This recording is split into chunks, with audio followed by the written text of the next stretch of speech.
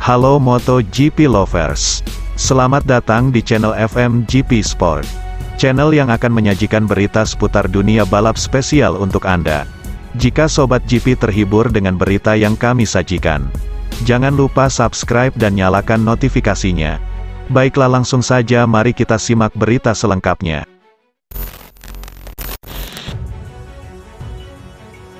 Manajer Joan Mir, Paco Sanchez, membeberkan fakta di balik transfer kliennya ke Honda untuk MotoGP 2023. Keputusan Suzuki tak ambil bagian pada MotoGP 2023 berdampak pada dua pembalapnya. Joan Mir dan Alex Rins harus mencari pelabuhan baru karir balapnya usai Suzuki absen musim depan. Nasib keduanya bisa dibilang sangat bagus, karena Mir dan Rins sudah diincar banyak tim. Dari rumor yang santer beredar, juara dunia MotoGP 2020 itu bakal merapat ke tim Repsol Honda. Akan tetapi, hingga saat ini pabrikan berlogo sayap tunggal itu belum mengumumkan secara resmi Joan Mir sebagai rider anyarnya. Joan Mir sendiri diproyeksikan sebagai pengganti Pol Espargaro dan akan menemani Marc Marquez musim depan. Kondisi ini membuat sang manajer Paco Sanchez angkat suara. Dalam interview di podcast TR MotoGP, Paco mengatakan tak mengerti alasan Honda menunda peresmian kliennya. Paco Sanchez justru meminta untuk menanyakan kejelasan ini kepada manajer Honda, Alberto Puig. Anda harus bertanya kepada Alberto Puig tentang hal itu, ungkap Paco. Saya tidak tahu mengapa keputusan itu ditunda begitu lama. Pria berkebangsaan Spanyol tersebut juga menegaskan bahwa Joan Mir tak tertekan jika memperkuat tim pabrikan Honda. Yang jelas, saat ini Joan Mir tak memiliki rencana lain andai tidak jadi bergabung dengan Honda. Joan tidak takut apapun, dia tahu bahwa Marc telah mengendarai motor sepanjang hidupnya, kata Paco. Pada saat yang sama, dia tahu bahwa dia akan menandatangani kontrak dengan HRC atau tinggal di rumah, dan tidak ada rencana B. Sementara itu, Alex Rins ungkap pertimbangan singkirkan tawaran Ducati musim 2023. Alex Rins mengungkapkan alasannya memilih Honda daripada Ducati, padahal sudah ada pembicaraan dengan juara konstruktor MotoGP itu. Setelah Suzuki resmi mundur, manajer Rins segera menjajakan pembalapnya. Talenta pembalap Spanyol tersebut luar biasa sehingga tak sulit mencari peminat. Konon ia menarik perhatian Ducati dan Honda untuk ditempatkan di tim satelit. Dengan dukungan Estrella Galicia sebagai sponsor, dia bisa melangkah ke RNF Racing Aprilia, Gresini Racing atau LCR Honda. Namun setelah melihat penawaran yang diberikan, ia mantap memilih skuad yang dipimpin Lucio Cecchinello. Saya mempertimbangkan opsi dari Ducati dengan Gresini dan Honda. Namun Ducati tak memberikan motor pabrikan terbaru dan Honda menawarkan kemungkinan itu. Ia menjelaskan, ini adalah proyek yang menarik karena motor tidak beraksi sangat baik dalam hal hasil. Jadi kami akan lihat apa yang bisa dilakukan.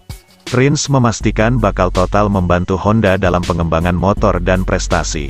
Ia akan memanfaatkan pengalamannya selama membela tim Suzuki. Sinyal bahwa Rins bakal pindah ke LCR mulai jelas usai Gresini Racing mengumumkan bakal menyandingkan Alex Marquez dengan Fabio Di Giannantonio.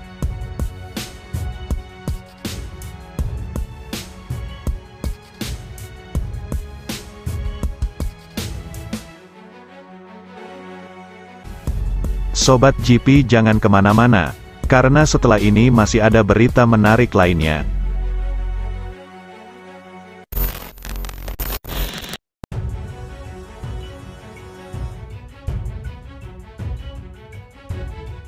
Pembalap Tech3 KTM, Raul Fernandez, dinilai sesuai kriteria Aprilia untuk tim satelit. Aprilia memantau situasi Raul Fernandez dengan lebih seksama. Profil debutan MotoGP 2022 itu menarik untuk mengisi line-up tim satelit, RNF Racing. Rider Tech3 KTM tersebut mengalami kesulitan akibat terlalu cepat promosi ke level Premier.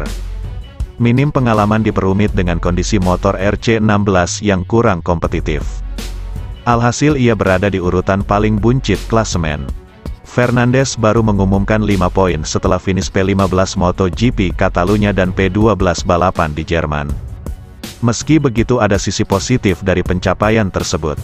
Pembalap 21 tahun itu mampu bersaing di papan tengah. Raul Fernandez menegaskan bahwa dia tidak mau turun lagi ke Moto2 usai dianggap gagal pada musim debut MotoGP. Sementara Tech3 mengisyaratkan tak butuh jasanya lagi. Aprilia pun mengonfirmasi butuh pembalap muda berpengalaman untuk mengisi kursi RNF Racing. Menilik dari persyaratan itu, runner-up Moto2 2021 bisa jadi kandidat kuat. Ya, saya hanya membenarkan kalau kami menginginkan pembalap muda yang mencetak sukses di MotoGP dan berpengalaman di kelas ini. Kami juga menginginkan rookie dan pembalap muda dengan pengalaman sedikit di MotoGP. Ujar CEO Aprilia, Massimo Rivola, dikutip dari Speedweek.com. Kami memantau bursa pembalap dan tidak terburu-buru. Kami juga harus memperhatikan pada rencana bisnis dan anggaran untuk tim satelit. Pilihan pembalap tidak masalah untuk kami. Itu kenapa saya tidak memiliki malam di mana kurang tidur. Namun ada satu hal yang membuat saya khawatir. Kami mesti membangun struktur untuk tim satelit, kami bekerja untuk itu. Selain Fernandez, kabarnya Miguel Oliveira juga dibidik untuk mengisi formasi itu. Pembalap pabrikan KTM itu gagal mencapai kesepakatan dengan Gresini Racing dan tak mau turun ke tim satelit Tech3.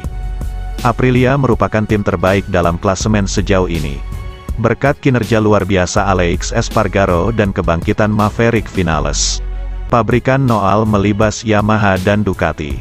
Rivola lebih senang mendapat titel tim daripada konstruktor.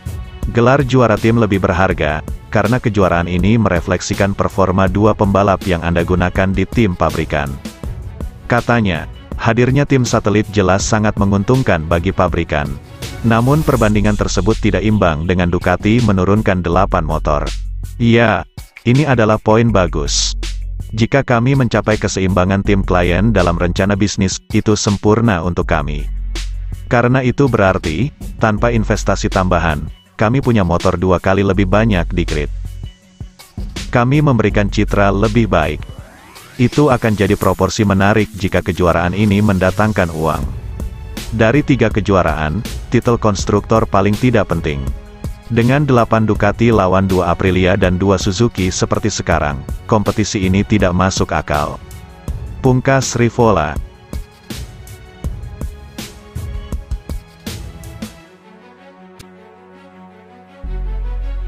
Terima kasih sudah setia di channel ini.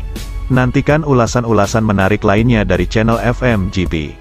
Jangan lupa tinggalkan subscribe-nya dan sampai jumpa.